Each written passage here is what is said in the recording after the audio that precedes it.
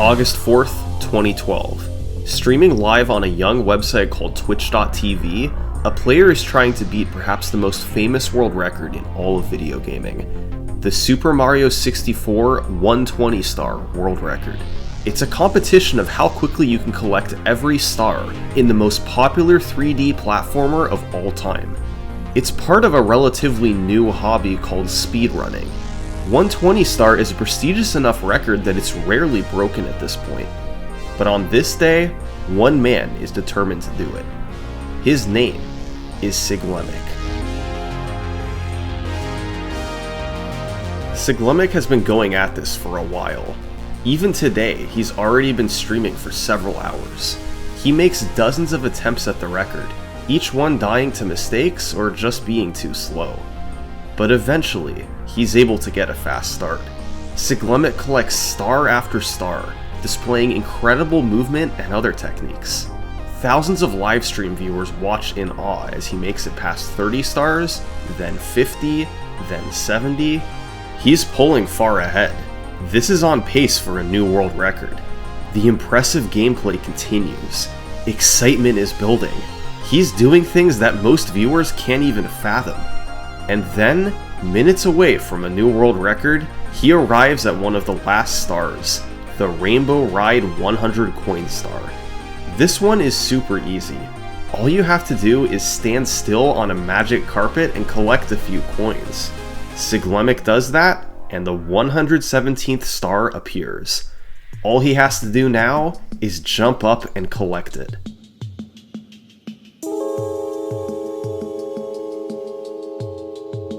This is the worst way to lose a record. An hour and 41 minutes of beautiful gameplay, and it had all been for nothing. Siglemik could do some things in Mario 64 that nobody else could. Yet, right here, he could have handed the controller off to anyone, and they would have collected the star.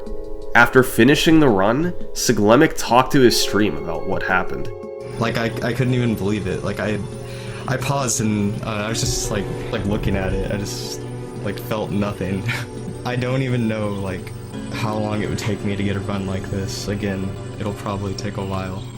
I can't believe I threw that kind of run away. In this moment, Siglemik felt tiny. His best ever chance at the record thrown in the garbage. Sometimes, attempts at greatness end in tragedy. It's a necessary evil. Because if there's never any tragedy, then greatness would feel insignificant. Oh my god, dude! I'm a legend! Oh my god. Oh my god, dude! No way! Oh my.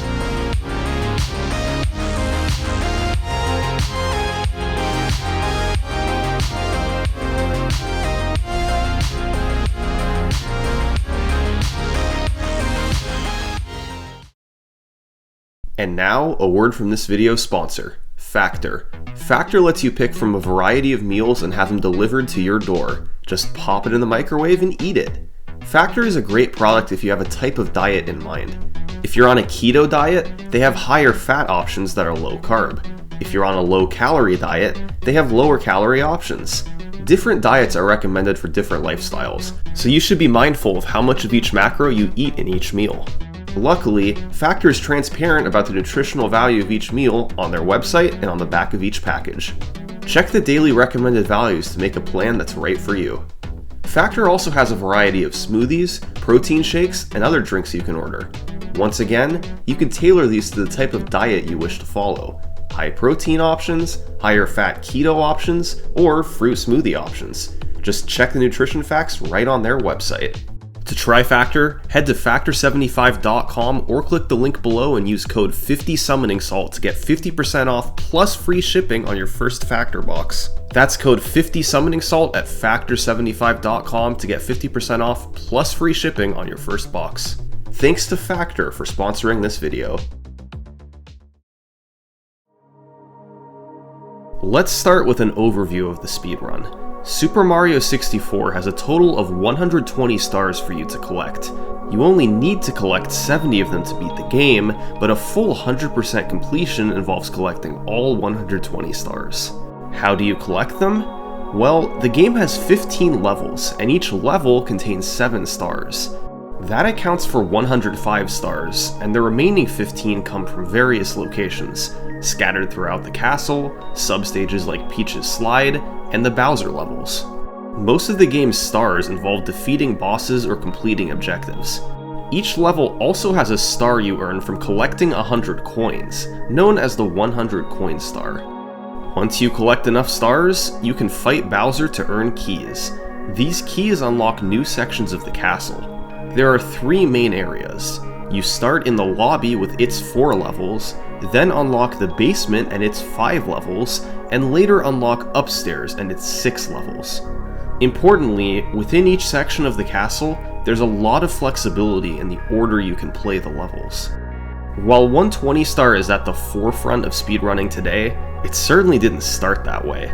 Let's go back to the very beginning. The first sign of 120 star speedrun activity comes from the year 2004 on the speedrunning hub Speed Demos Archive. Keep in mind, Super Mario 64 was just 8 years old at this point. Various people created forum threads asking what a 120 star speedrun would look like, hoping somebody would be willing to try it. 2 speedrunners took up the task, Spider-Man 88mil and Jason. Their runs were unrecorded, but they posted updates in forum threads, trading the record back and forth throughout 2004. Finally, in December, Spider-Man 88mil got a record he was happy with. 2 hours, 58 minutes, and 49 seconds. He recorded it on VHS, and across the next 21 years, that footage survived. Let's take a look at the earliest recorded 120 star speedrun.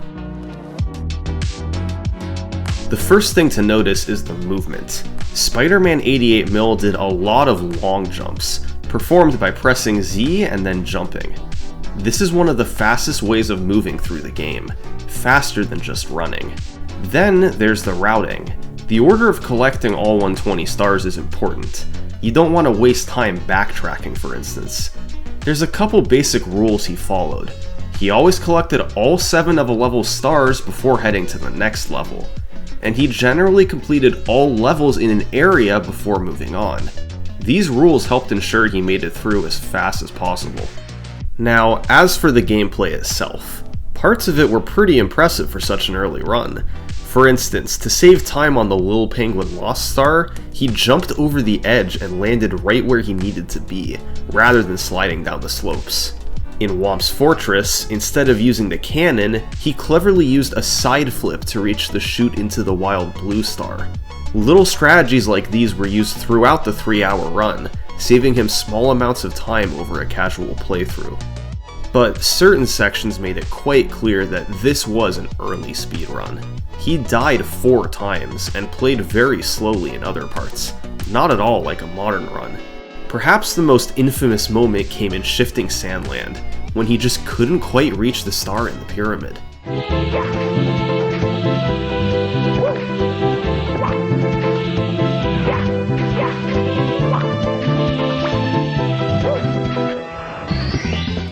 It's silly to think of such moments being in a world record today, but in 2004, things were bound to happen across a 3-hour speedrun.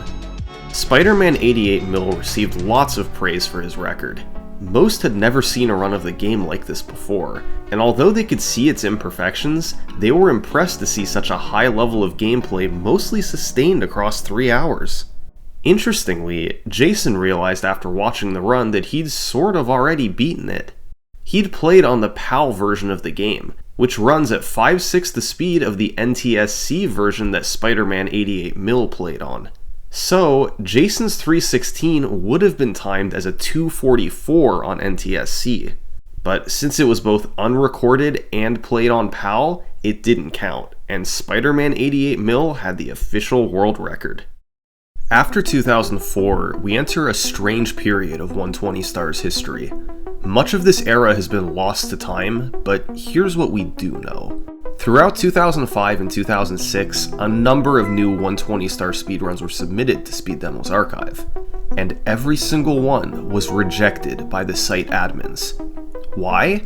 Well, speedrun verification on Speed Demo's archive worked differently back then. They only wanted high-quality speedruns on their website, both in video quality and quality of gameplay.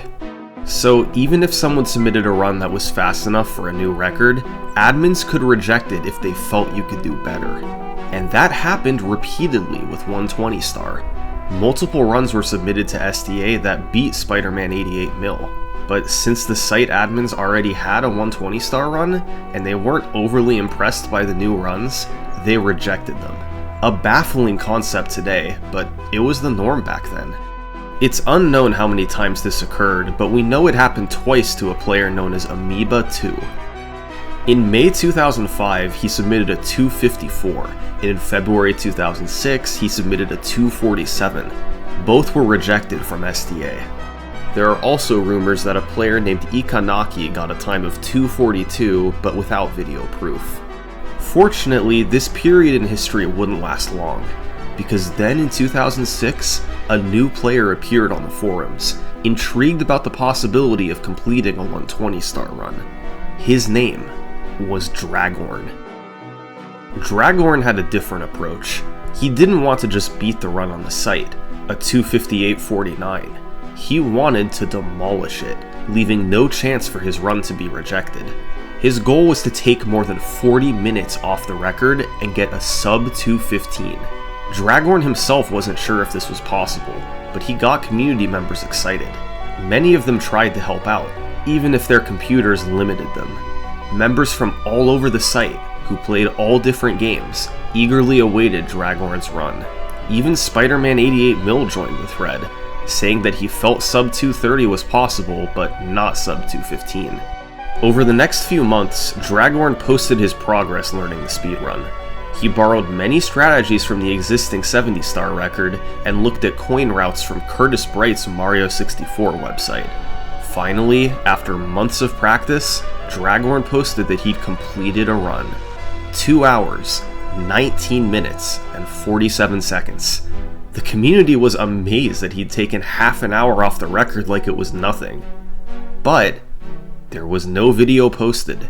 It was hard to upload long videos in 2006, and Dragorn felt he could still lower the time a bit more. So, rather than mail in this VHS tape to SDA, he'd wait for the best run he could get. Dragorn kept improving, and his updates in the forum thread continued. A week later, he posted a 218.07. People started trash-talking the 258 run currently on the site, knowing that Dragorn had crushed it. A few weeks later, another update. He was now in the 216 range. Finally, in early September, Dragorn posted his newest time, 214.32 with 0 deaths. This accomplished his sub 215 goal, but he was still unsatisfied. He'd been playing since January, and was at the very top of his skills now. Could he do even better if he kept going? Well, Dragorn continued his attempts, and a few days later, he posted one final update in the forums, 2:10:40, a time that even he thought was impossible. Dragorn submitted the run to SDA, and everyone got excited. Nowadays, you can watch a run as soon as it happens, but back then you had to wait for it to be published, and there was a huge sense of anticipation. It was finally accepted and posted on the site a couple weeks later. At long last, all these members who'd been tracking his progress over the past 9 months were able to watch Dragorn's masterpiece. We see improvements right from the opening seconds of the run. Dragorn goes for and hits a trick called Lakitu Skip. When you walk on the bridge to enter the castle, Lakitu stops you to explain how the camera works. But if you only touch the very edge of the bridge, you never hit the trigger for the cutscene and are able to skip it. This only saves about 10 seconds, but the fact that Dragorn hits it is a sign of what's to come. In Bob-omb Battlefield, he gets a trick called Bomb Clip, albeit a different version than what's done in runs today. By taking the Bob-omb to the corner of the gate, then jumping as it explodes, you'll get pushed behind the gate and are free to collect the star. much faster than having to use the chomp.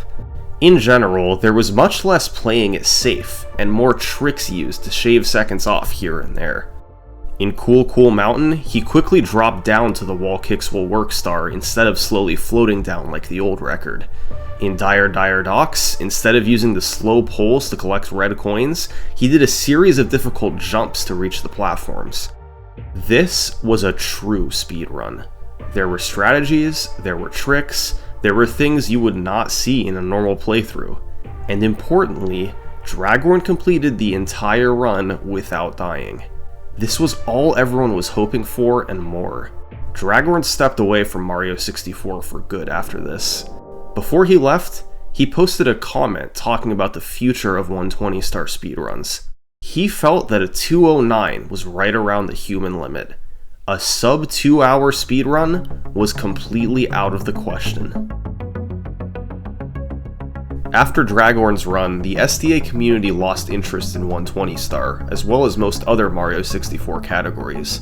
Throughout the rest of 2006, 2007, and 2008, Dragorn's record stood unchallenged. Then, in 2009, a new Super Mario 64 community popped up. But this time, it was in Japan. Prior to now, 120-star hadn't seen competition from this part of the world. But in 2009, a group of runners from Japan started streaming speedruns to Nico Nico, a site that let you both live stream and upload videos. This new community turned into the best speedrunners the game had ever seen. They were aware of Dragorn's 120-star record on SDA and set that as their goal time to beat. Once they blew past that record, they competed against each other to take the 120-star record as low as possible. How did they do it?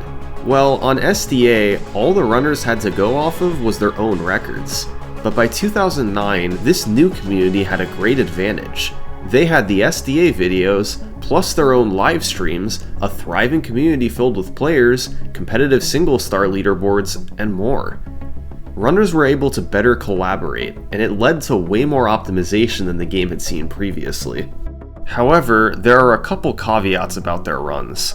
For one thing, Nico didn't save livestream recordings over 30 minutes long, so the majority of records from this time period are lost. A few videos did survive, and we'll talk about those in a minute, but most records only exist as text on a web page. And then there's the other caveat: version differences. All early runs of the game were played on Nintendo 64. However, by 2009, it was very possible to play the game on an emulator. While Speed Demo's archive expressly prohibited the use of emulators, that wasn't a universal rule. And over in Japan, the Mario 64 speedrunning community was essentially starting from scratch. They decided to allow emulators for speedrun submissions. And as it turns out, there's a key difference between emulator and console runs. An emulator has much faster load times and much less lag than a Nintendo 64. The time adds up quickly.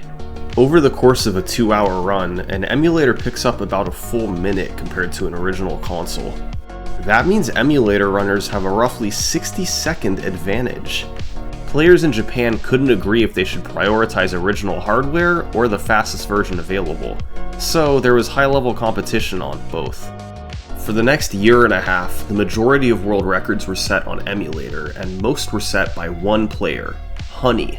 He repeatedly lowered his time down through 2:05, down to 2 hours flat, before finally achieving a 1:59.20. On Nintendo 64, this time would be a full minute slower. But remember, Dragorn's best run on console was a 2:10, so this 1:59 was in a class of its own. How was Honey able to save so much time over Dragorn's run, which was itself considered excellent when it was achieved? Well, luckily, Honey's 1:59 is one of the few runs from this period with surviving video. So we're actually able to see it, and it is nothing short of incredible.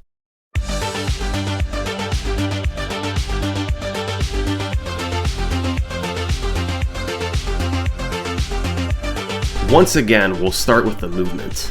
Honey used more than just long jumps to move around quickly. He mixed in dives and rollouts to move a little bit faster. This may have saved a second or two per star, but across the whole run, this adds up to multiple minutes of time save. Beyond the movement, Honey went for numerous faster strategies that were riskier than what Draghorn did, and showed off a higher level of gameplay overall. For instance, in Bob-omb Battlefield, you're intended to open the cannon and launch up to the big island in the sky, which is what Draghorn did.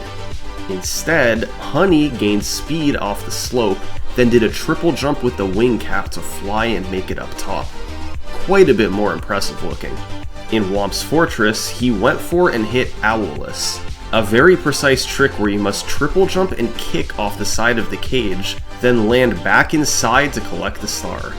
It only saves a few seconds over using the owl to drop in, but this is the level of execution that Honey could pull off.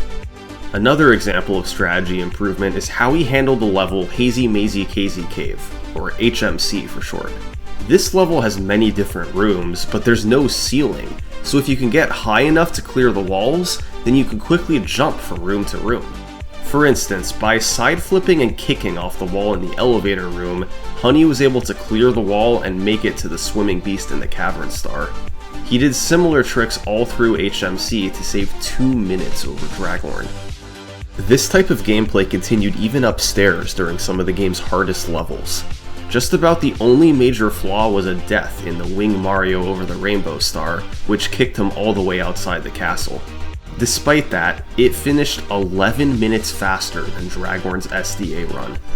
One of those minutes came from emulator time saves, but the other 10 were legit.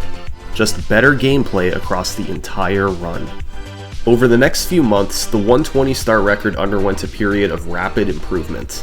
These new runners were all pushing each other, breaking new ground and seeing just how far their talent could take them. Remember, 120 star speedruns were still pretty novel, and as much skill as they took, there was room to optimize them more. Throughout 2010, there were several more records set on both emulator and console. Batora, Honey, and Nitoshin Elmo traded the record back and forth, although no video exists for any of their runs. Finally, 7 months after the last record with surviving video, we're able to see another one, 156.17 on console by a runner named Shigeru. When accounting for emulator time difference, this run was 4 minutes faster than the last record with video. That's a lot of progression over just 7 months. Shigeru's biggest strength was his movements, which can be seen in the Bowser stages. These levels have objects that move on cycles, like elevators and moving platforms. In Bowser in the Dark World, Shigeru's movement collecting the 8 red coins was fast enough to make an earlier cycle, which is still known today as Shigeru Cycle. He also saved time by going for front sub in Dire Dire Docks. Boarding from the front has more lag and is more precise than boarding from the back, but it is faster, and Shigeru nailed it. He avoided dying on the Wing Mario over the Rainbow Star, and was just a little bit cleaner overall than what we saw 7 months ago. Then, in the summer of 2010, due to concerns over cheating, the Japanese community decided to split the leaderboards for 120 star. Emulator runs would have one leaderboard, and console runs would have another. This led to the community starting to prioritize console runs, and most runners began to switch away from emulator. By late 2010, pretty much all top runners were playing on console, and directly competed against Shigeru's 156 world record. The next several months were more of the same. Elmo set a new world record time of 155.42. Later in December, Batora got a 154 and then a 152. All these runs were on console, with no more controversy over which platform was best. In early 2011, Nitoshin Elmo got a 151, Honey beat him back with a 150, before Nitoshin Elmo came through with a 149.49. This was the first ever sub 150 in Mario 64 history, and remains one of its most popular records, with 12 million views on YouTube. But there's not too much to add about these runs. They didn't incorporate anything revolutionary. It was all about cleaner execution and fewer mistakes. Honey's 149 in particular was a masterpiece of consistency. Over the past year, these runners have been pushing each other to minimize mistakes and execute all strategies cleanly. And Honey's 149 was viewed as the pinnacle, the most consistent run the game had ever seen. This was a vibrant, active group that had transformed the way 120 star speedruns were done. The amount of new tricks, the incredible movement, they just kept finding ways to take the record lower. The Japanese community formed 2 years earlier, and in that time they'd taken the world record down by 21 minutes. During that entire period, nobody outside of Japan was competitive for the 120-star record. The last relevant Western player was Dragorn back in 2006. Now 5 years later, that was still the fastest time outside of Japan. While games like Super Mario Bros. And Ocarina of Time were growing and thriving, 120-star had essentially been abandoned by the West. But that was about to change. In 2010, a website called Speedruns Live became popular. Speedruns Live allowed you to race a game head-to-head against anybody. It kept track of your time and declared a winner at the end. Speedrunners loved using it, and by late 2010, a group of runners were regularly racing Super Mario 64. They learned fast strategies to collect all the stars and pushed each other to get better. While their times weren't impressive at first, their frequent races allowed them to improve quickly. By 2011, a few of them had gotten good. Really good.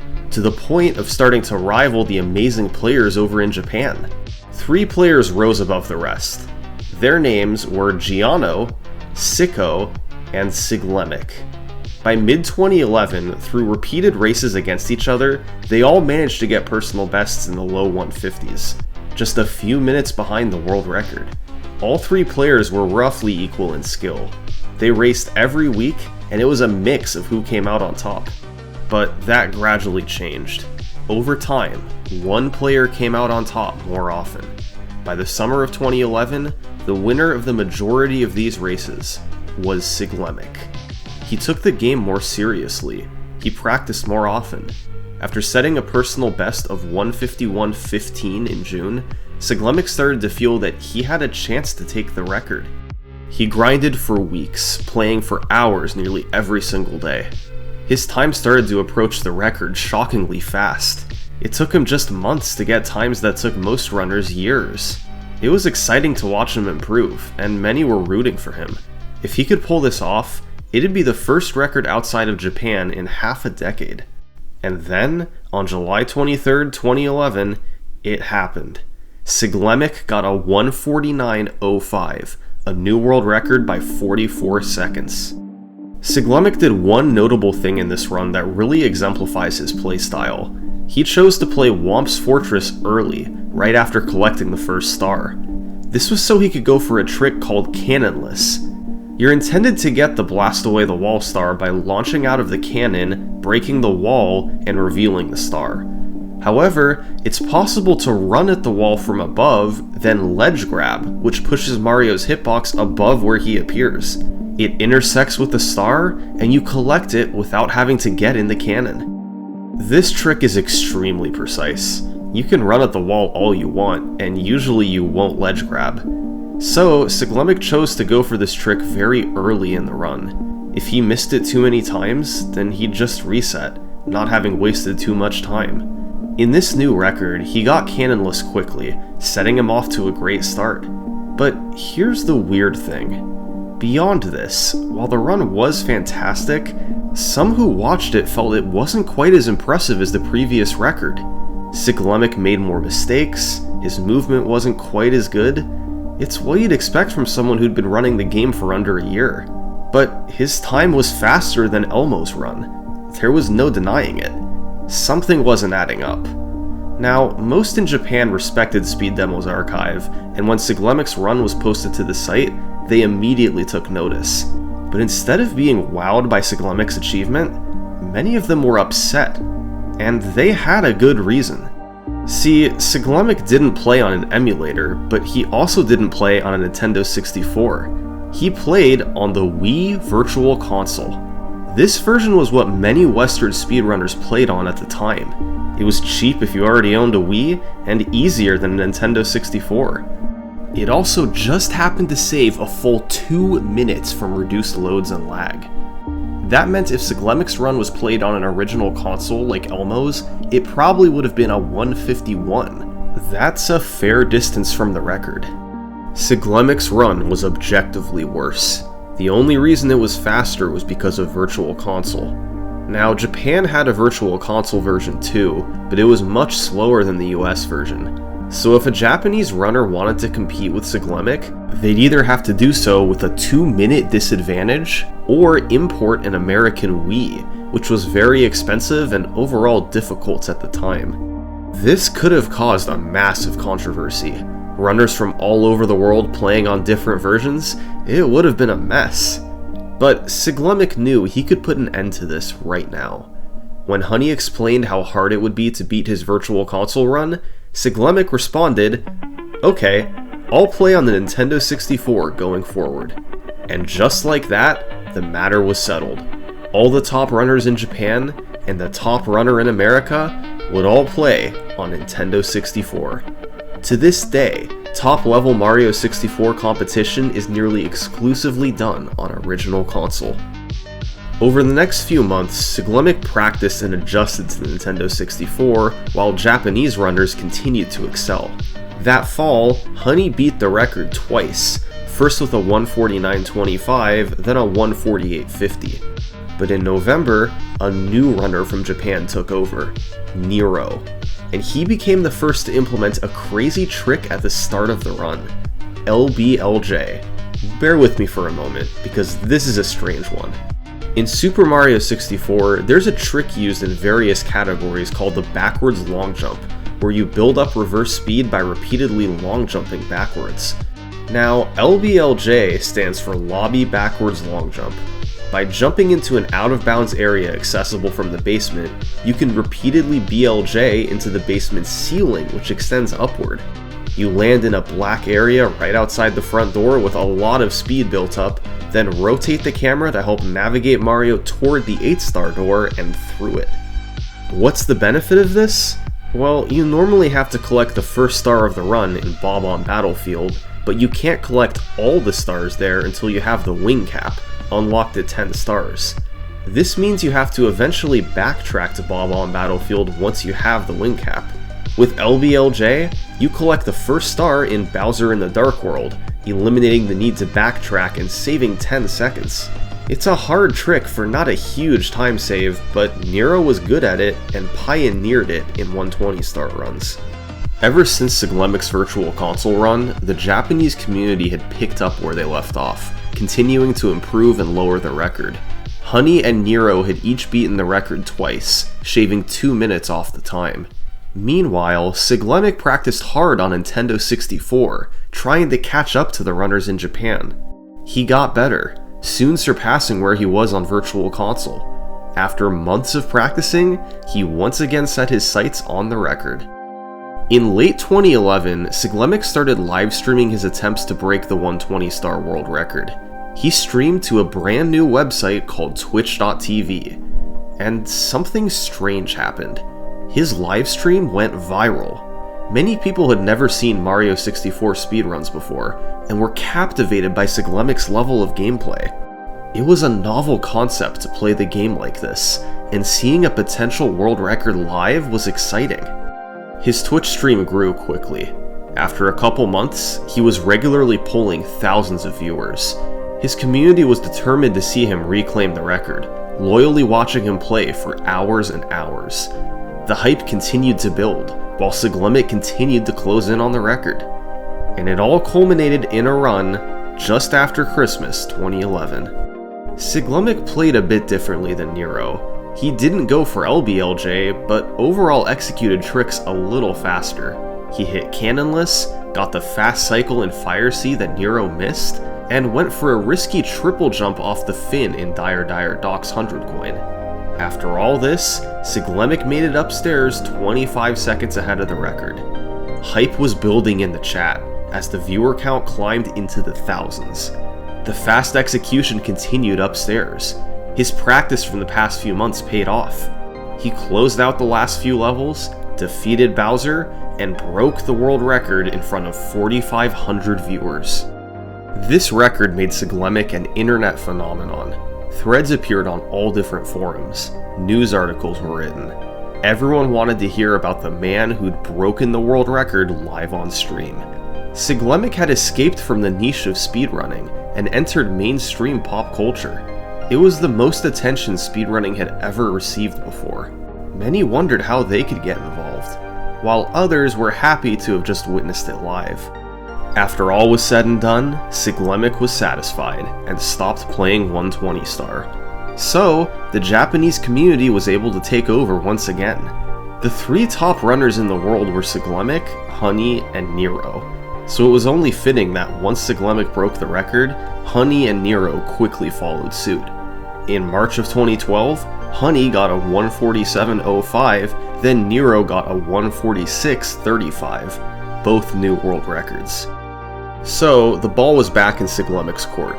He resumed streaming attempts to take back the record, but this time he ran into some serious adversity. Throughout the spring and summer of 2012, Siglemic streamed often, but he wasn't able to break through. He was still getting a lot of viewers, captivating the attention of speedrunning fans everywhere. Yet this time, they weren't rewarded with a new record. Siglemic was in a unique spot. He had an enormous live stream, played the most popular speedrun, and he really wanted to reclaim the record. So, that summer, he devised a plan. A plan that, to this day, remains a famous part of speedrunning history. The August Marathon. Throughout August 2012, Siglemic was going to stream for 12 hours a day, every single day, and hopefully lower the world record as much as he could. Siglemic's August Marathon is a legend from the old days of speedrunning. Unlike his previous streams, Siglemic put splits on the screen, so viewers could follow along and see exactly how far ahead or behind he was. The splits in his gameplay on stream were enough to keep viewers captivated. Despite hardly talking at all, not even using a microphone for extended periods, viewers poured into these streams. Every day, he'd regularly have a few thousand viewers as a baseline. When he got on world record pace, it'd go up to 7,000, 8,000, even 10,000 viewers or more. And keep in mind, this was back in the year 2012. Despite the speedrunning community being much larger today, these types of numbers are practically impossible for a modern speedrunner to achieve. Today's viewing base is divided between hundreds or even thousands of streamers playing live at the same time. But in 2012, Siglemic was one of only a few speedrunning streamers, and he was playing an iconic game at the highest level. It was a perfect storm of conditions that often led to a viewer count above 10,000, one of the biggest live streamers in the world. They didn't care about a face cam, a microphone, or any of that. They just wanted to see an amazing player destroy their video game. There's only one problem. Many years ago, Siglemic deleted all of his Mario 64 gameplay from Twitch and YouTube, meaning his August Marathon has very little surviving footage. Thankfully, a few of his viewers were recording his stream during some of his good runs, and certain full runs were downloaded before they were deleted from YouTube. But still, much of his August Marathon is completely lost to time. That being said, here's what we do know about the marathon. Siglemic started on August 1st, and for the first 3 days, nothing notable happened. But then on August 4th, he got a run that you're familiar with.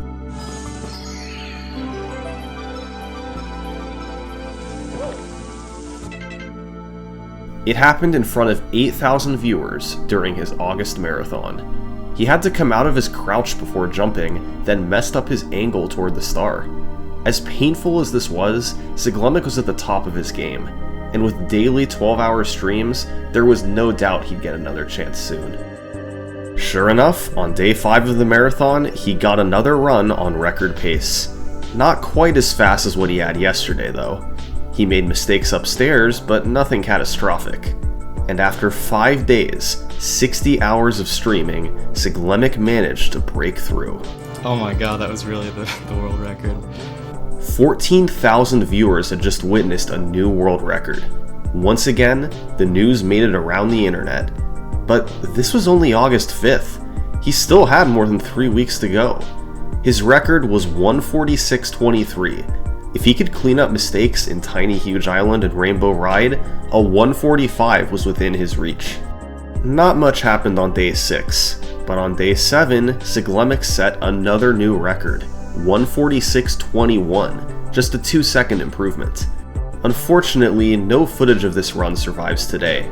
All we have are a couple screenshots from the end of the run, showing his splits and the chat that was popping off. The August Marathon was already a huge success. In only a week, Siglemik had broken the record twice and had the attention of the entire speedrunning community. Still 24 days to go. The 12-hour streams continued, and just 2 days later, something genuinely shocking happened. The 145 was achieved by Honey. While all eyes were on Siglemik, Honey had been doing 120-star runs too. Not quite as much, but still several hours per day. The final time was 145.41, and the video still exists in its entirety. The most notable part was a new trick he went for called Pillarless. Normally, to enter the top of the pyramid, you must reach the top of all 4 pillars to cause the pyramid's top to fly off. Pillarless is a complicated trick that skips this. You throw and re-grab a Bob-omb just before it explodes, pushing Mario backwards, then enter a state called hands-free holding and carefully navigate inside the top of the pyramid. It's very risky to go for in a long 120-star speedrun. Beyond that, Honey didn't add anything new. He simply played very consistently, especially in Rainbow Ride where Siglemik had struggled so much. Siglemik was a good sport about being beaten. After all, he had 22 days left to beat him back. Surely that would be enough time, right? Well, it took him 3 hours. This run too has become lost to time, but on the same evening as Honey's record, Siglemik beat him with a 145.35. We have but one screenshot of this run, showing 7,300 viewers losing their mind in the chat. Very little is known about the run itself. Judging by his splits, there was a major time loss in Shifting Sandland, and he capitalized on time save in Rainbow Ride. In just the first 9 days of his August Marathon, Siglemik had set 2 records, been beaten, and then reclaimed the record. He couldn't have asked for a more exciting start. These 12-hour streams continued every day for the rest of the month, with thousands of viewers watching at all times. But over the final 22 days of August, he didn't set any new records. While we have a poor account of these remaining 22 days, Siglemik was known to have had some close calls. On August 23rd, he had a beautiful run. All this info comes from a single post on Reddit. He seems to have had a modest lead, got a huge time save in Shifting Sandland, then gained more time upstairs. He was about a minute ahead of his 145.35, on pace for a mid 144. But something went horribly wrong in Rainbow Ride. These sorts of paces happened multiple times through the rest of August. The month ended with no new records, but it felt like a 144 was right on the doorstep.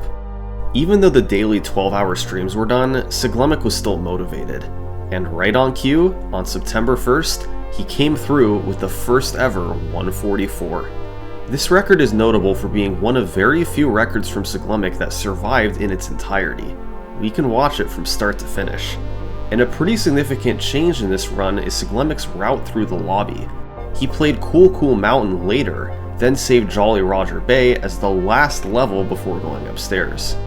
This worked out well, as despite falling off the sub in Dire Docks, he opened up a 44-second lead over the record. He used the same route upstairs, which had been standard for quite some time now. Wet Dry World first, followed by Tiny Huge Island, Tall Mountain, and Snowman's Land, then up to Tippy for Tick-Tock Clock and Rainbow Ride. Of these levels, Tiny Huge Island was a bit slow at times, especially on the 100 coin star. But the key to success in 120 star is consistency, and Siglemik avoided any huge mistakes. It's what he needed to get a 144.52. And once again, the record blew up online. Forum threads, blog posts, par for the course for Siglemik. This guy captured the gaming community's attention like no speedrunner had ever done before. Every record was in front of thousands of viewers, and was heard by many thousands more in the following days. It really can't be overstated the impact Siglemik had on speedrunning back in 2012. Through his August marathon and hundreds of hours of dedication, he'd achieved a 144 while making speedrunning more popular than ever. Throughout the rest of 2012, Siglemik played the game off and on. His motivation dried up a bit once there were no threats to his record. He developed a cycle where he wouldn't play for several weeks, then came back and did a 12 or 24-hour stream. It seemed like a perfect run with his strategies and skills could be a 143. He had a high 144 right now, so he'd have to take another minute off. It was possible by cleaning up mistakes, but sustaining that level of gameplay over an hour and a half would be tough. In October, Siglemik took a step in that direction with a 144.23. As opposed to his last record, practically nothing is known about this run. No footage exists, and no splits have been provided. All we have are a couple screenshots someone posted to Reddit seconds after the end of the run.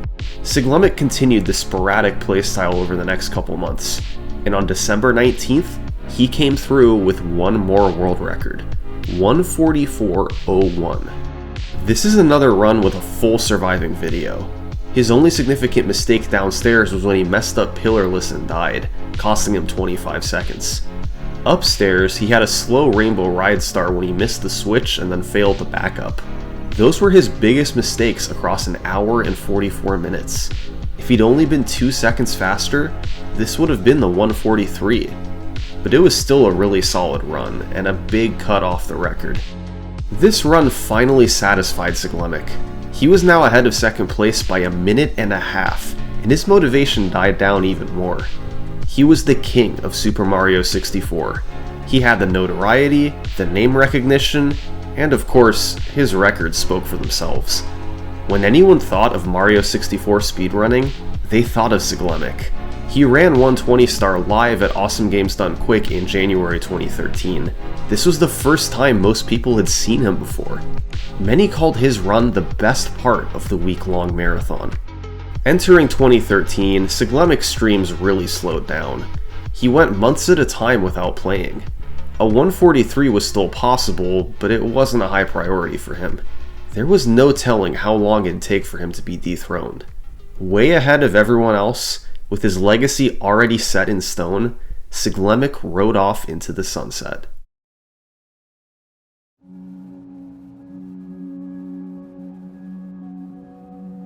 On August 18th, 2013, the Super Mario 64 community woke up to some pretty shocking news. A player named Hyacinth27 had supposedly just beaten Siglemik's 120 star record. The new time was 143.37, and he had streamed it live. Many had never heard of this guy before, and now it seemed like he'd somehow beaten Siglemik to the 143. Supportive messages poured in. Even Twitch themselves congratulated Hyacinth. But how could this happen? What was going on? Well, while Siglemik got massive attention for his 120 star records in 2012, a group of runners was trying to get good in the background on Wii Virtual Console, which, as we know, would give them a 2-minute advantage. There was still no official ruling on Virtual Console runs, so they knew a faster run might be considered the official world record, even if it was worse played than Siglemik's runs on console. Over time, most of these runners gave up, but one kept going. Hyacinth. Throughout early 2013, he got good on Virtual Console. By August, with the built-in advantage, he was good enough to beat Siglemik's time, technically achieving the first 143 in Super Mario 64 history. And controversy erupted. Hyacinth was a very good player, but the footage showed he wasn't on Siglemik's level. He got some hard tricks, like cannonless and pillarless, but he had plenty of slow moments, and overall, his movement wasn't as clean either. The community was divided on how to treat this run. Some felt it was a legit new world record, and Siglemik should have been playing on Virtual Console all along. Others disagreed, and thought Virtual Console was its own separate category. It was a valid question. Do you prioritize original hardware, or fastest version available? There was no set way of dealing with it. How did Siglemik feel about all this? Well, he wasn't too happy. Here was this new guy, clearly not as good and with an inferior run, claiming world record based off a technicality. Siglemic could have been playing on Virtual Console too, but remember, he chose not to all those years ago so that he could be on equal footing with Japanese runners. Hyacin did the exact opposite. He specifically picked Virtual Console so he could have an advantage. So, Siglemic devised a plan. He created a brand new Twitch account, Based EarnGod. He stuck a weird looking timer in the top left. He booted up Mario 64 on Virtual Console. He distorted the colors to deliberately make it look horrible. He played copyrighted music in the background. And within hours, he beat the run that Hyacin took months to achieve.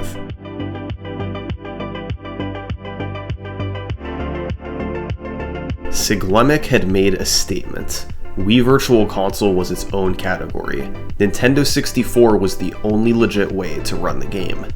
Just like he'd done in 2011, it more or less ended the platform debate. The recognized world record was Siglemic's 144.01 on Nintendo 64, and to this day, nobody else has ever threatened the world record on anything other than an original Nintendo 64. After that curious saga was over, things went back to normal. Siglemic did attempts every now and then, but for the most part he left the 120-star record alone. He was tired of resetting over and over again early for Canonless. It wasn't too fun. But finally, in early 2014, Siglemic started to get some legitimate competition. For the first time since Honey in 2012, somebody moved within half a minute of his world record. The runner's name was Puncation. Punke started running the game in 2012, inspired by old school runners like Giano and later Siglemic.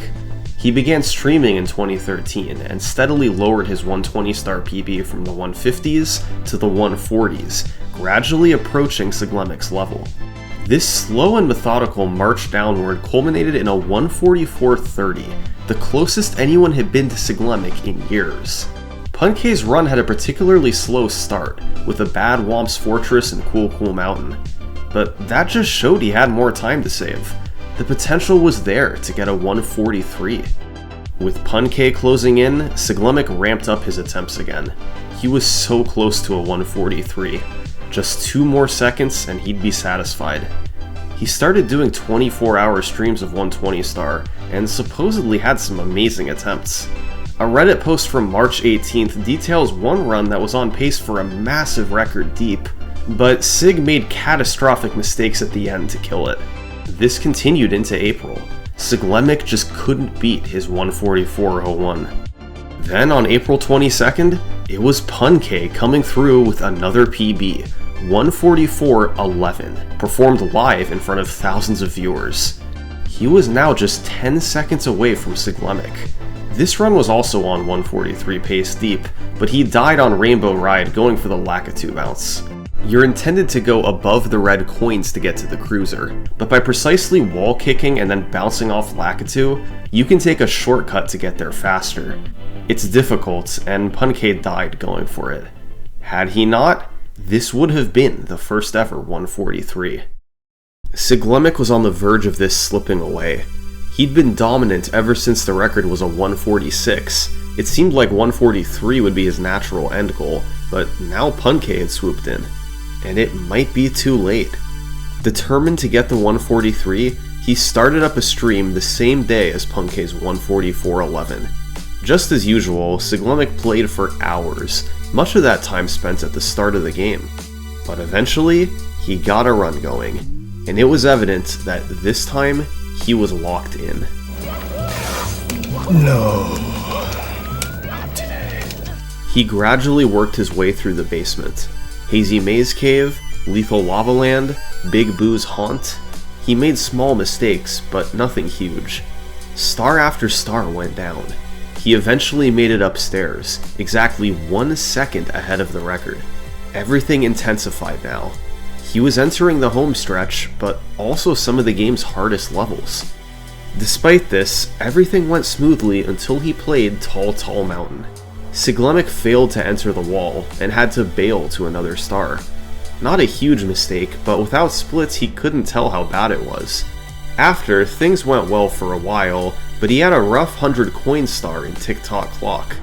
He missed one single coin from a question mark block, and when he tried to chase it down, it had fallen over the edge. So, he had to go out of his way to collect more coins. After tick-tock clock, Siglemik was 4 seconds behind the record. The 143 might still be possible, but from here to the end, Siglemik would need near perfection.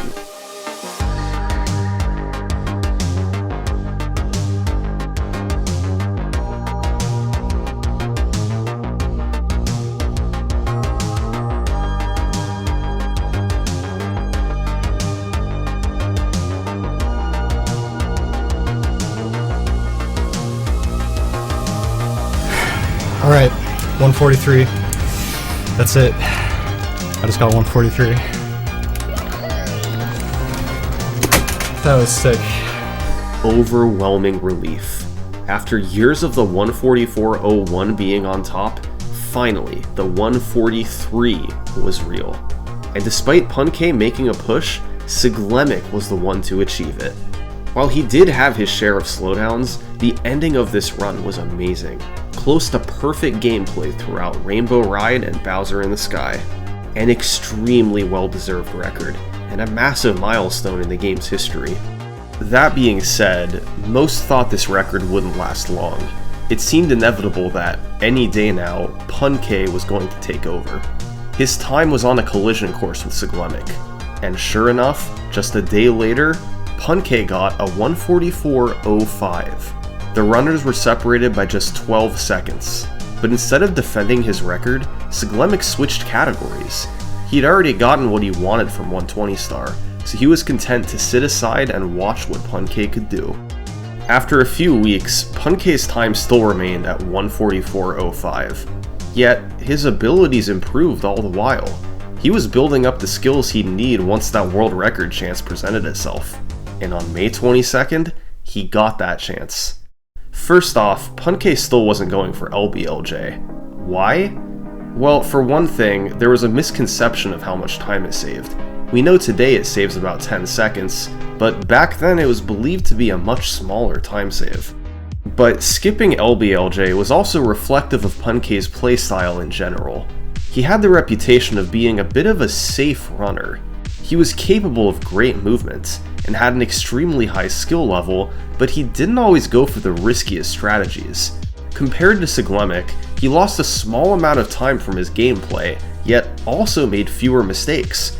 It meant he got more runs going, with more chances at the record. In this particular run, Punke fell a bit behind early, but avoided a death that Siglemik took during Pillarless. So heading upstairs, he was 15 seconds ahead of the record. The name of the game upstairs is consistency. Since 120 Star runs are so long, filled with non-stop tech and execution, small mistakes are inevitable through the run. The key is to avoid the big mistakes, especially upstairs, and that was Punke's specialty. Even though his movement was a bit slower, he made up time by making fewer mistakes. This consistency gave him a lead over the record going into Bowser. But despite over an hour and a half of clean gameplay, he still had to land 3 Bowser throws, or it would all be for nothing.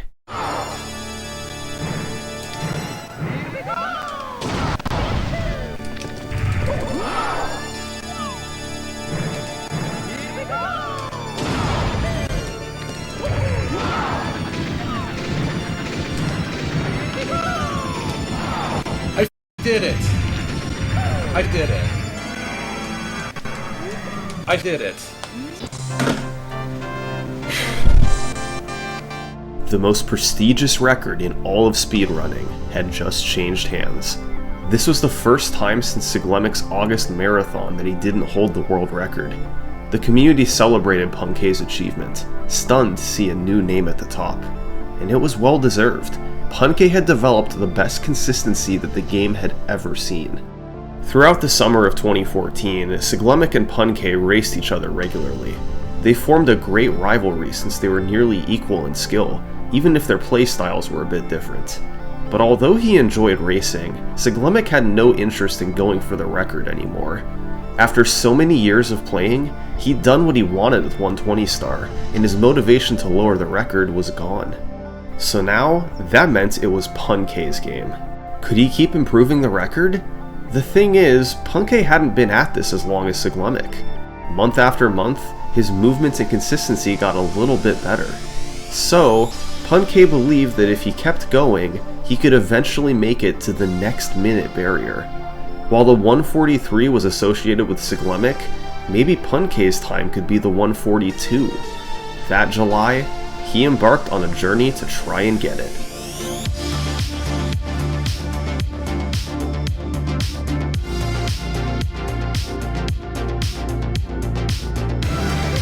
Nice dude, you did it. Nice dude, good gameplay.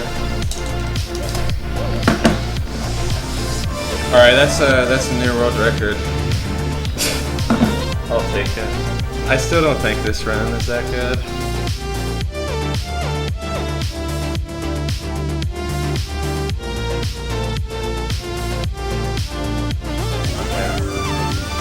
No! No, dude! Why? Are you freaking kidding me?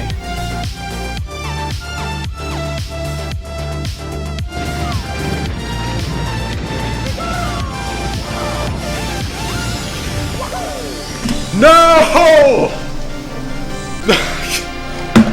No, dude! While the records kept coming, Pun-K couldn't help but get frustrated. He'd come so close to the 142, only to have it slip away in the final seconds. By late July, he'd set 5 world records in a row. Pretty incredible given how nobody had been able to dethrone Siglemic for so long. Now that Pun-K had taken over, he was pushing the game to new heights, but the 142 still eluded him. On July 28th, Pun-K opened a 10-second lead early. He maintained that lead all the way through the basement, with his only mistakes being relatively minor. He then balanced a big time save in Fire Sea with a bad Jetstream star in Dire Dire Docks.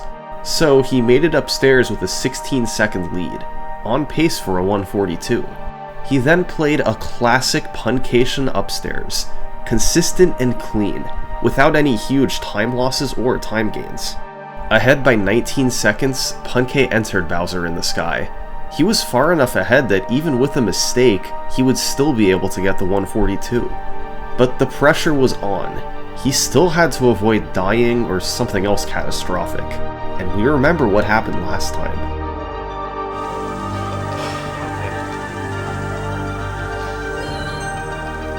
Okay, nice. I think I'm safe from dying now.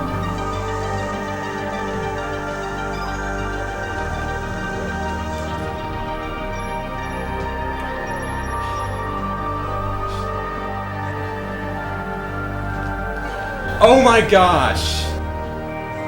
I swear.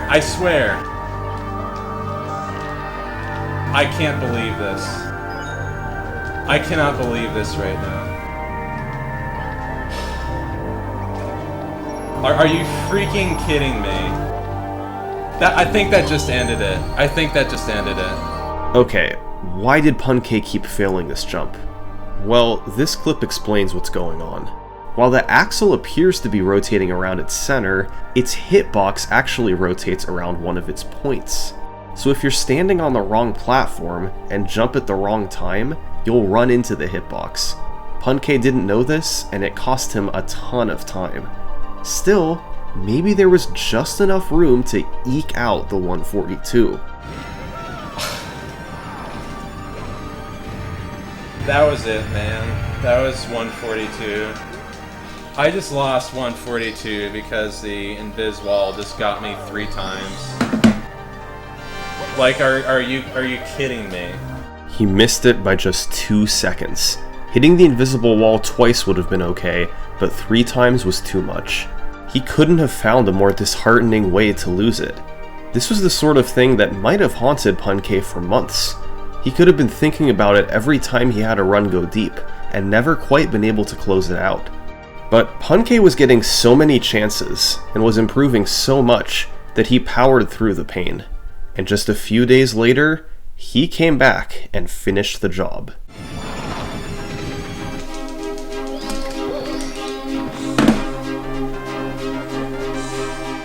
1:42.59. By the skin of his teeth, this was the run Punk'd been chasing after all summer. And yet, he barely seemed to care. Probably because he knew his work wasn't done yet.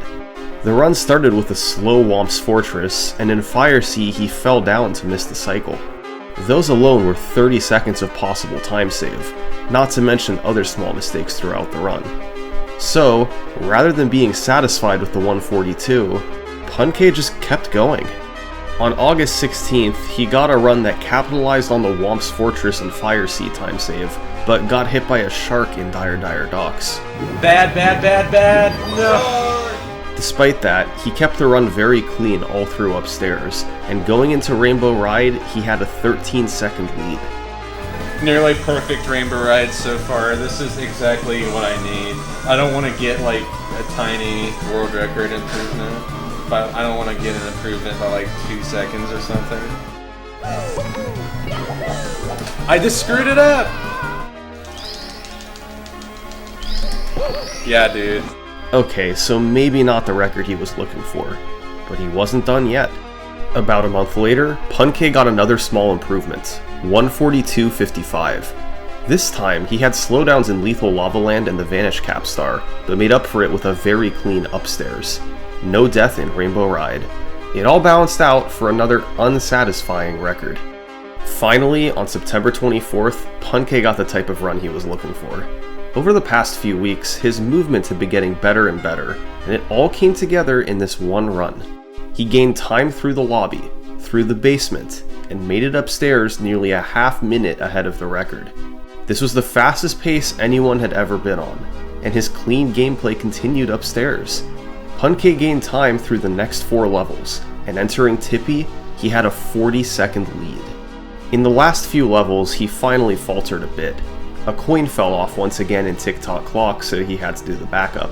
And in Rainbow Ride, he made an all too familiar mistake. Still, he managed to keep a good chunk of his lead, and it culminated in a final time of 1:42.41, a sizable world record, close to what he was looking for. Had Tippy gone as smoothly as the rest of the run, this might have felt close to unbeatable. Punk'd was now more than a full minute ahead of Siglemic's last record. This was a similar level of domination to what Siglemic had a couple years ago. Punk'd had done it through a combination of consistency and gradual movement improvements. He saved fractions of a second here and there on stars. That adds up to a decent time save across all 120 stars. Punk'd was the king. At least, until October 2014. When perhaps the biggest discovery in 120-star history was made. Alright, you're familiar with Cannonless. This trick was the bane of 120-star runners' existence. It was effectively random. Even if you performed it correctly, you just ran at the wall and hoped to collect the star. It worked around 20% of the time, and if you didn't get it within a couple tries, you were forced to reset the run.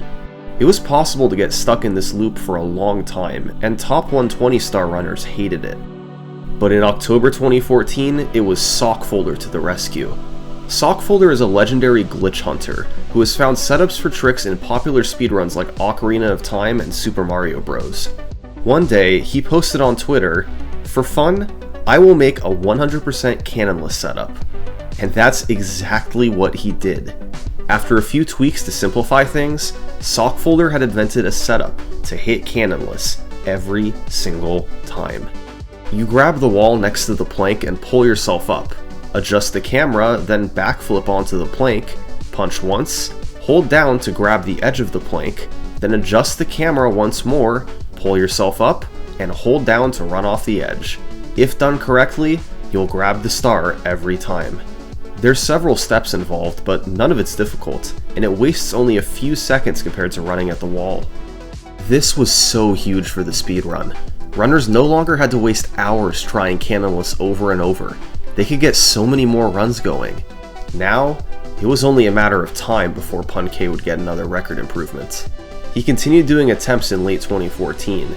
Keep in mind, the record he was up against had a very fast start. It was only in Tippy that it began to bleed time.